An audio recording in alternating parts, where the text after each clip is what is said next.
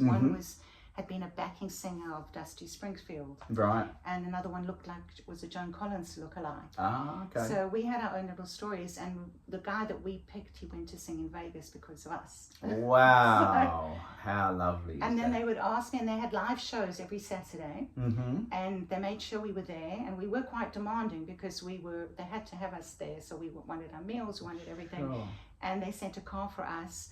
And then Graham Norton, it was live in the big theatre where people were performing. So we had a rehearsal before, but the other people weren't professional actors. Right. So they didn't know about timing and if you've taken up 10 minutes, you've got to do 10 minutes again. Yeah. So the one lady, they asked her, she was really a super fan of Lionel Richie. She said, I think I know Lionel better than he knows himself. She'd gone to every show. I'd only gone to like 2 or 3. Yeah. And then she asked, and then the producer said, Minouche, we're not going to have time to ask you a question. I said, okay, no problem. In the live show, she gave a short answer, and Graham Norton said to me, and Minouche, what do you think? As you can see, I like to talk. Yes, of course. So I was not at a loss for words. Right. I had a second where I went, well, Graham, I had 1 second where I had to think what I was thinking about him. He could go to Vegas. He does sound like him, and whatever I was saying as the technical sort of, because they knew that I taught singing and that I was a singer myself. But it was a live show. And that's it. Give me the opportunity, I'll shine. Yes. But I don't like to be pushy. No.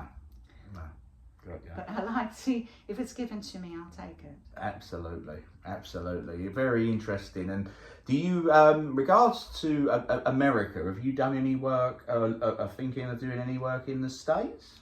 Somebody actually contacted me on Facebook, and I was like suspicious initially, is this a real person? But then I looked them up, and they are, and they had done something that was quite successful, but about 20 years ago.